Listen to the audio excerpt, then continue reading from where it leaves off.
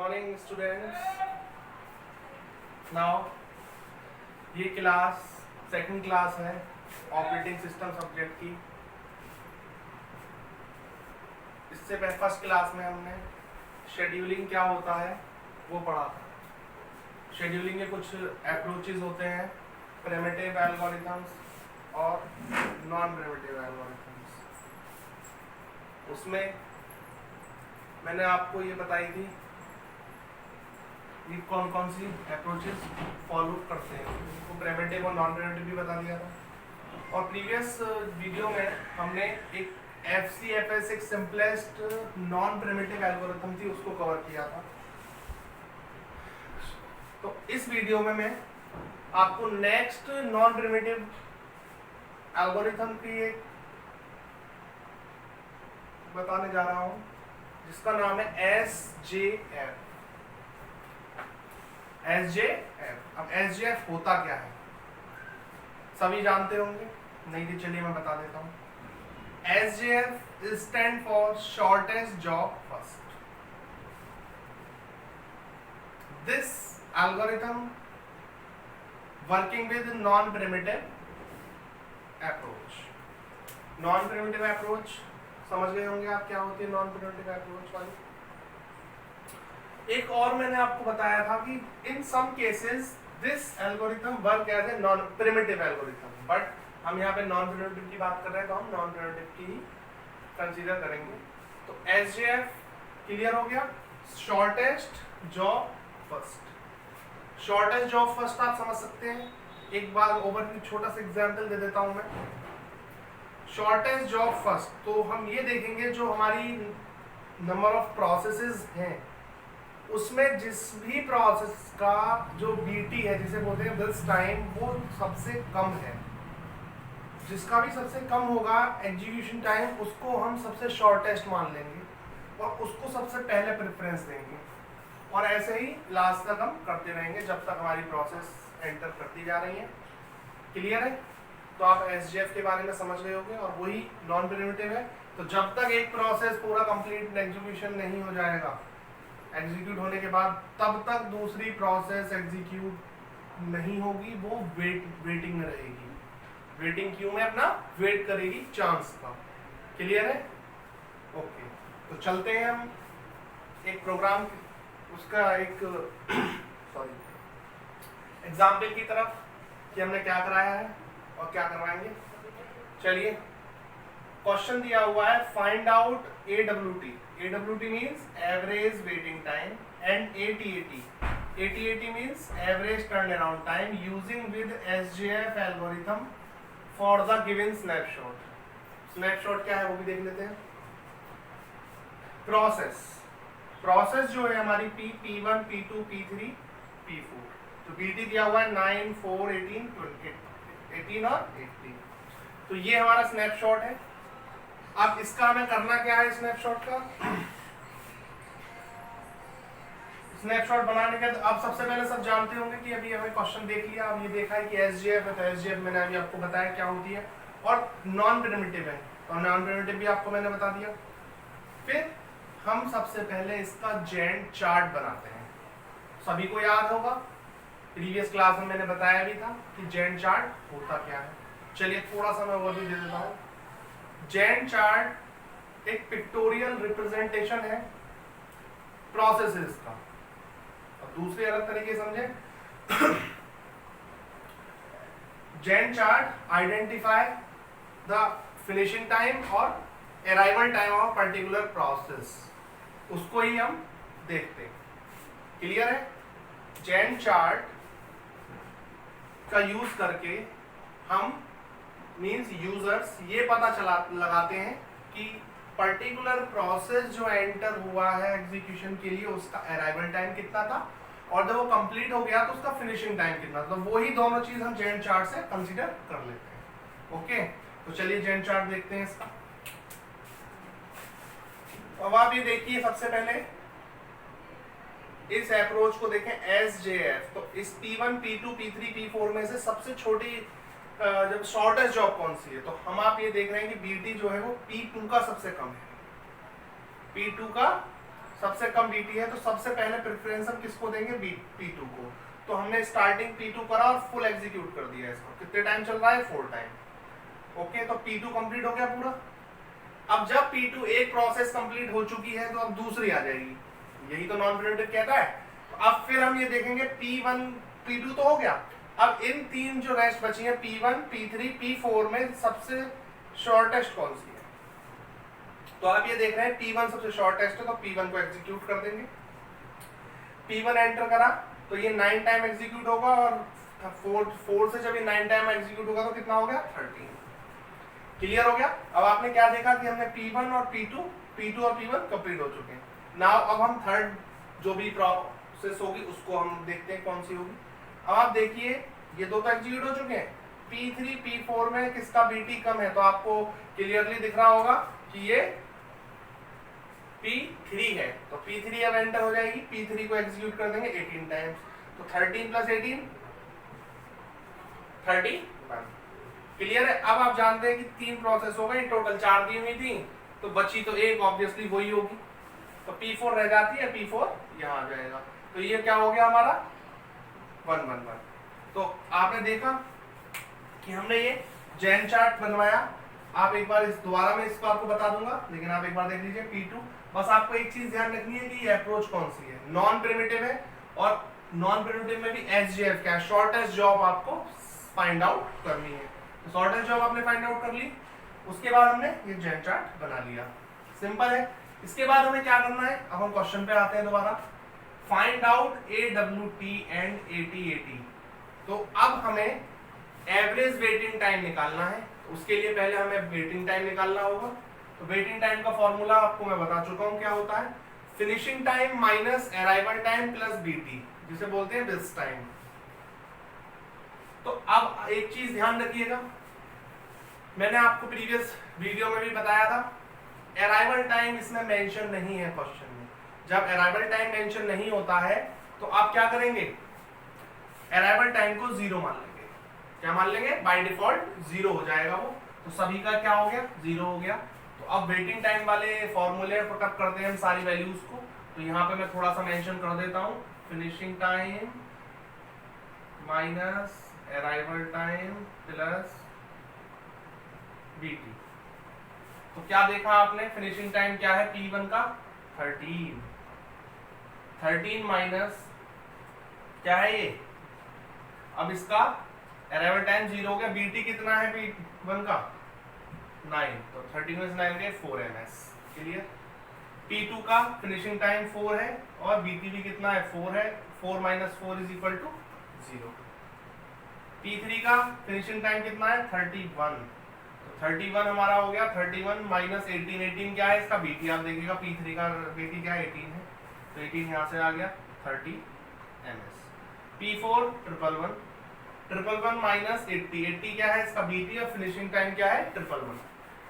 तो यहाँ से जब इसे माइनस करेंगे हम तो क्या आ गया 31 ms। तो आपने क्या देखा, P1 P2 P3 और P4 के हमने वेटिंग टाइम निकाल लिए। तो अब हमें एवरेज निकालना है। अब इन्होंने क्या करा, इन्होंने तो अलग अलग वेट करा था, इसमें चारों ने मिला के एवरेज कितना वेट किया होगा। तो इसका एवरेज सब जानते हैं, एवरेज निकालना 4 प्रोसेस, तो हम सबको ऐड कर दो और 4 से डिवाइड कर दो। तो नेक्स्ट टाइम हमने यही करा, average waiting time = P1 P2 P3 + P4 / 4। तो हम इसे 4 + 0 + 13 + 31 अपॉन 4, तो ये 48 आ गया, 48 / 4, तो क्या रहता है 12। तो 12 हमने क्या देखा ms, ये हमारी यूनिट है किस जो हम टाइम कंसीडर कर रहे हैं। AWT का जो आया हमारा 12 ms आया। 12 ms मतलब एवरेज वेटिंग टाइम, इन 4 प्रोसेस ने मिलकर टोटल इतना वेट किया होगा। ओके, तो हमने अब क्या निकाल लिया, AWT हमारा फाइंड हो गया। अब देखिए क्वेश्चन में क्या पूछ रहा है, AT average turn around time. Average turn around time हमारा क्या कहता है, एवरेज टर्न अराउंड टाइम क्या, तो हमें पहले उसके लिए क्या निकालना पड़ेगा, टर्न अराउंड टाइम निकालना पड़ेगा। तो टर्न अराउंड टाइम हम क्या कहते हैं, टर्न अराउंड टाइम के लिए टर्न अराउंड टाइम हमारा होता है finishing time minus arrival time. वो टर्न अराउंड टाइम होगा जब हम जो प्रोसेस कंप्लीट हुई, जो उसका फिनिशिंग टाइम क्या था, और जब वो अराइवल हुई तो क्या टाइम था। तो अराइवल टाइम आप जानते हैं कि इसमें क्वेश्चन में गिवन ही नहीं है, जब अराइवल टाइम गिवन नहीं होता है, सॉरी, तो हम उसे 0 मान लेते हैं। तो अब आप क्या करेंगे, P1 का अराइवल टाइम, फिनिशिंग टाइम क्या है 13 है, 13 माइनस 0 13, P2 का 4 है, 4 माइनस 0 4, P3 का 31 है फिनिशिंग टाइम और अराइवल टाइम 0 है, P4 का 111 है और इसका अराइवल टाइम 0 है। तो ये आपके P1 के लिए का जो हमारा टर्न अराउंड टाइम आ गया 13 आ गया, P2 का 4 आ गया, P3 का 31 आ गया, P4 का 111 आ गया। तो अब क्या हमारे पास सभी का टर्न अराउंड टाइम आ गया सारी प्रोसेस का। तो आपको एवरेज फाइंड आउट करना है। तो एवरेज क्या हो गया, P1 plus P2 plus P3 plus P4 divide by 4। तो अब इसे हम ऐड करेंगे तो 159 आ जाएगा, उसको डिवाइड करेंगे 4 से तो कुछ अप्रॉक्स क्वेश्चन आंसर जो आएगा 39.75 आएगा। तो इसका जो टर्न अराउंड टाइम आ गया वो आ गया 39.75 ms। तो आपने क्या देखा कि हमने एक क्वेश्चन सॉल्व किया है, सिंपल क्वेश्चन है SJF का, जिसे हम बोलते हैं shortest job first for non primitive. ये क्वेश्चन आपको समझ आ गया होगा। चलिए नेक्स्ट क्वेश्चन की तरफ हम चलेंगे। क्या होता है,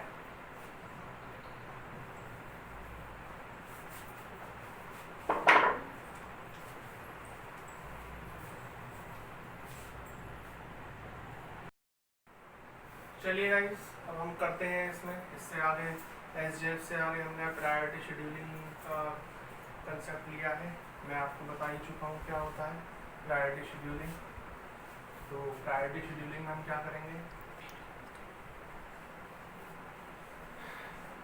अभी आपने 2 अप्रोच पढ़ी थी जो मैंने आपको प्रीवियस क्लास में बताई थी, priority scheduling, sorry non primitive approach और प्रिमिटिव अप्रोच। 2 अप्रोच हो गई। उसका प्रायोरिटी शेड्यूलिंग जो है हमारी प्रिमिटिव एल्गोरिथम की अप्रोच है जो कि हम यूज करेंगे। सबसे पहले मैं आपको बता देता हूँ प्रिमिटिव एल्गोरिथम होती क्या है। प्रिमिटिव एल्गोरिथम ये होती है कि अगर कोई प्रोसेस एग्जीक्यूट हो रही है हमारी एट ए टाइम, कोई शॉर्टेस्ट प्रोसेस उस रिसोर्सेज की रिक्वेस्ट करती है, तो हमारा ऑपरेटिंग सिस्टम क्या करेगा, न्यू प्रोसेस को एग्जीक्यूट करने ले लेगा और जो ओल्ड प्रोसेस थी उसे सेव कर देगा। ऐसा क्यों करेगा, क्योंकि जो हमारी प्रिमिटिव शेड्यूलिंग का जो कंसेप्ट है वो यही कहता है कि अगर कोई शॉर्टेस्ट जॉब एग्जीक्यूट होने आती है तो आप उसे पहले करेंगे और जो लॉन्ग है उसको बाद में प्रेफरेंस देंगे। चलिए एक छोटा सा एग्जांपल बता देता हूँ।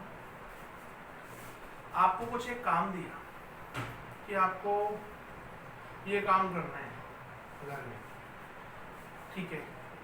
सडन 10 मिनट बाद घर का कोई भी मेंबर आपके पास आता है और बोलता है कि यार ये 2 मिनट का काम है, इसे कर दे पहले, अब तू तो कर ही रहा है, उसे करते रहना। तो आप क्या सोचोगे, हाँ यार मेरा काम तो टाइम भी लगेगा, इसका 2 मिनट है, तो आप उस काम को थोड़ी देर स्टार्ट करोगे और उसका 2 मिनट का काम आप कवर कर दोगे, कंप्लीट कर दोगे, देन फिर आप इसका आ जाओगे। तो यही है, ठीक है। अब आप समझ गए होगे। तो प्रिमिटिव भी यही कहता है कि अगर कोई शॉर्टेज जॉब आती है तो उसको वेट ना कराया जाए, उसका काम, क्योंकि वो बहुत जल्दी काम हो जाएगा, उसका कंप्लीट करके दो, और आप लॉन्ग को तो कर ही रहे हो, टाइम तो उसका लगेगा। जो ऑलरेडी इतना टाइम ले रहा है तो उसको तो चाहे जो इसके आधा घंटा लग रहा है उसको 35 मिनट लग जाएंगे तो कोई दिक्कत नहीं। अगर जिसका भी 2 मिनट है उसको आप 2 मिनट का काम है उसको आप आधा घंटा लटकाए रहो तो ज्यादा हो गया। तो यही इस प्रोसेस पे ही, इस कंसेप्ट पे ही वर्क करती है हमारी प्रिमिटिव एल्गोरिथम। तो उसका ही एक पार्ट है प्रायोरिटी शेड्यूलिंग। उसकी जो टाइप है हमारी उस अप्रोच की, प्रिमिटिव की प्रायोरिटी शेड्यूलिंग। चलिए अब मैं आपको ये बताता हूँ प्रायोरिटी शेड्यूलिंग होती क्या है। प्रायोरिटी शेड्यूलिंग हमारा क्या कहता है, ये आपको सबसे पहले पता चल गया कि ये प्रिमिटिव एल्गोरिथम है। इन विच algorithm every process associated with priority, in other words priority is associated with every process in the given list। हम ऐसे कह सकते हैं कि जो भी प्रोसेसेस होंगी प्रायोरिटी शेड्यूलिंग के अंदर गिवन होंगी एग्जीक्यूशन के लिए, उसके साथ प्रायोरिटी को जोड़ दिया जाएगा। ऐसा क्यों किया गया, जिससे कि हमें ये पता चले कि ये शॉर्टेस्ट कौन सी है। उसकी प्रायोरिटी के हिसाब से, कुछ वो हमने सेट करी है प्रायोरिटी। तो प्रायोरिटी कैसे, अब बात आती है कि सर हम प्रायोरिटी कैसे सेट करेंगे, हम कैसे देखेंगे प्रायोरिटी किसकी क्या हाई है। तो एक चीज ध्यान रखिएगा, least number is equal to high priority. जो सबसे कम नंबर होगा वही उसकी हाई प्रायोरिटी होगी, समझे? Least number is equal to high priority. तो जो सबसे कम नंबर होगा वही क्या करेंगे हम, हाई प्रायोरिटी होगी। चलिए समझते हैं, इसका छोटा सा मैं एग्जांपल देता हूं कि हमारे पास कोई 3 प्रोसेस हैं, P1 P2 P3, और प्रायोरिटी P1 की 3 है, P2 की 1 है और P3 की 2 है। तो आपने क्या देखा इन तीनों में, P1 P2 की जो प्रायोरिटी है उसका लीस्ट कौन सी है, तो आपने देखा 1 है लीस्ट, और वो है किसकी, P2 की। तो P2 की प्रायोरिटी क्या हो गई, सबसे ज्यादा हो गई, और वो एग्जीक्यूट सबसे पहले होगी। तो इसी तरीके से हम ये करेंगे, ठीक है। अब दूसरी चीज, प्रायोरिटी शेड्यूलिंग में क्या स्पेशलिटी है, क्यों इसे इतना प्रेफरेंस दिया गया? वो इसलिए दिया गया, अभी तक क्या हो रहा था, जब आप एसजेएफ एल्गोरिथम जो मैंने अभी थोड़ी देर पहले बताई, एसजेएफ में क्या हो रहा था कि जो सबसे जिनका जो शॉर्टेस्ट जॉब नहीं है, जो लॉन्गेस्ट जॉब है, उनका तो नंबर बाद में आएगा, हमेशा वो वेटिंग करती रहेंगी। तो वहां पे एक कंडीशन अराइज होती है, एक डिसएडवांटेज आई कि जी स्टारवेशन कहेंगे उसे हम, कि जो हमारी लो प्रोसेसेस हैं या जो हमारी हाईएस्ट जॉब है, शॉर्टेस्ट जॉब नहीं हाईएस्ट जॉब है, वो तो हम कभी यूज ही नहीं होंगी, कभी एग्जीक्यूट ही नहीं होंगी, और होंगी तो बहुत टाइम लगेगा उन्हें। उसके लिए प्रायोरिटी शेड्यूलिंग ने एक कंसेप्ट लाया, उसको रिमूव करा स्टारवेशन टर्म को एजिंग से। एजिंग क्या कहता है कि सभी की प्रायोरिटी सेट है और जो लो प्रायोरिटी की प्रोसेस है उसको भी हम यूज कर पाएंगे। वो रिड्यूस कर देता था, ठीक है, कम कर देता था, कि जो छोटी छोटी जिसकी प्रायोरिटी जिसकी कम है तो उसको भी हम यूज में ला पाए। तो वो कंसेप्ट दिया प्रायोरिटी शेड्यूलिंग ने। चलिए आप समझ गए होंगे इसमें अब प्रायोरिटी शेड्यूलिंग होता क्या है, किस टाइप की है, ठीक है। तो एक इसका एग्जाम्पल देख लेते हैं कि प्रायोरिटी शेड्यूलिंग का एग्जाम्पल होता क्या है। तो यहाँ पे मैंने मेंशन किया हुआ है प्रायोरिटी शेड्यूलिंग का एग्जाम्पल बोर्ड पे। चलिए प्रोसेस दी हुई है P1 P2 P3 P4 P5, priority दी हुई है 3 1 4 5 2, इसका BP दिया हुआ है, दिस टाइम, ब्रस्ट टाइम बोलते हैं इसे, ब्रस्ट टाइम आ गया यहाँ पे।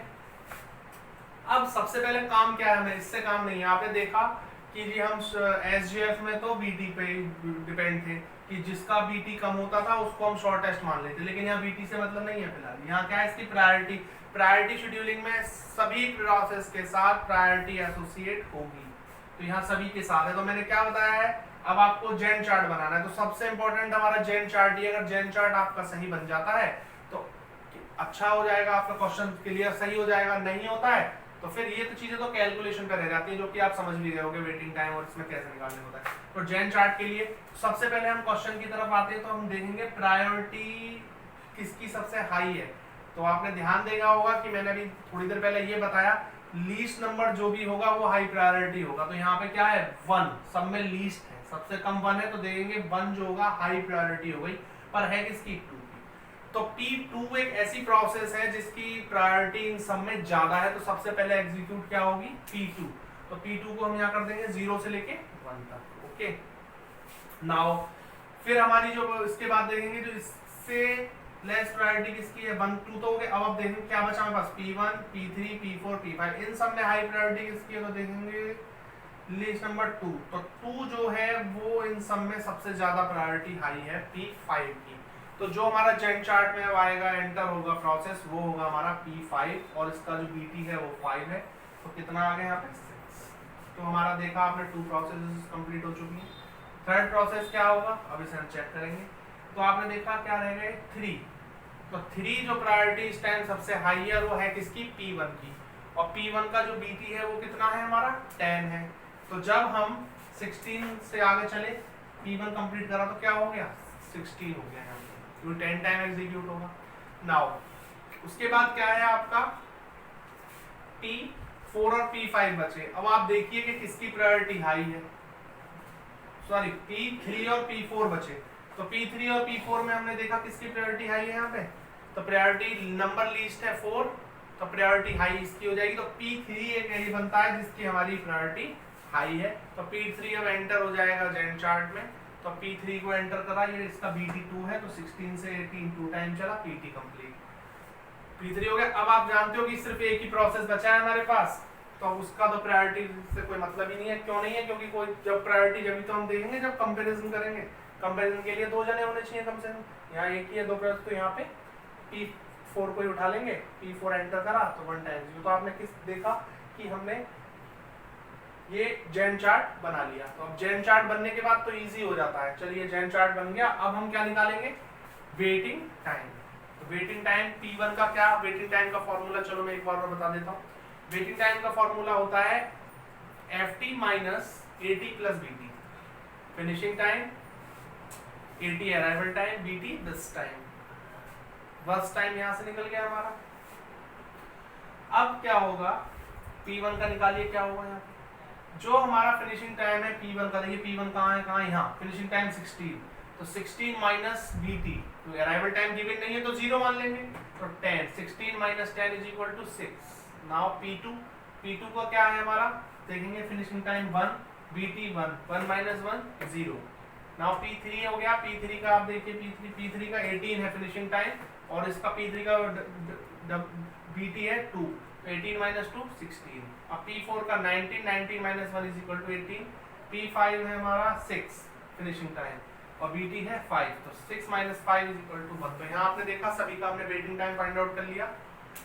P1, P2, P3, P4, P5, तो इन सबको ऐड करा is equal to 6 plus 0 plus 16 plus 18 plus 1, ठीक, डिवाइड बाई 5। हमने देखा जब इसे करा तो एवरेज वेटिंग टाइम हमारा आ गया 8.2, तो ये हमारा एवरेज वेटिंग टाइम है। अब हमें क्या निकालना है? Turn around time, sorry average turn around time. तो एवरेज टर्न अराउंड टाइम के लिए सबसे पहले हमारे पास टर्न अराउंड टाइम होना चाहिए। सभी प्रोसेसेस का टर्न अराउंड टाइम क्या होता है? Finishing time minus arrival time. तो अराइवल टाइम सभी का क्या है? 0। क्यों? क्योंकि इसमें गिवन नहीं है अराइवल टाइम। जब गिवन नहीं होता है तो हम उसे 0 कंसीडर कर लेते हैं। तो आप सभी का आपको फिनिशिंग टाइम लेना है। तो P1 का फिनिशिंग टाइम 16, P2 का 1, P3 का 18, P4 का 19, P5 का 6। तो हमारे पास ये सबके अराइवल टाइम आ जाते हैं। अराइवल टाइम आने के बाद क्या हो जाएगा? इसका average waiting time, turn around time निकाल देंगे। अब एवरेज टर्न अराउंड टाइम कैसे निकालेंगे? एवरेज टर्न अराउंड टाइम सबको ऐड करना है, इन चारों को। देखा हमने सबको ऐड किया है, 5 से डिवाइड कर दिया, 60/5 12। तो आपने क्या देखा? जो हमारा टर्न अराउंड टाइम आ गया वो आ गया 12 ms। तो आपने देखा कि हमने इस वीडियो में SJF क्या होता है, SJF को एक्सप्लेन किया, SJF का एक एग्जाम्पल कराया। उसके बाद हम नेक्स्ट अप्रोच पे स्विच किया हमने, प्रायोरिटी शेड्यूलिंग, जो कि प्रिमिटिव अप्रोच का एक पार्ट है। वो हमने आपको एक्सप्लेन किया कि प्रायोरिटी शेड्यूलिंग होता क्या है। क्वेश्चन चांसेस ज़्यादा होते हैं आने के, ये सिंपल क्वेश्चन है। इसके साथ मैं थोड़ा कॉम्प्लेक्सिटी नेक्स्ट उसमें ऐड करूँगा। नाउ फिर हमने ये वाला प्रायोरिटी शेड्यूलिंग का एग्जाम्पल कराया आपको, और इन सबके WAT और AT फाइंड आउट कराए, मींस एवरेज वेटिंग टाइम और average turn around time. Okay guys, तो इस वीडियो में इतना ही। तो next please like my video and subscribe my channel and press the bell icon to receive all the notifications. Thank you very much for this video.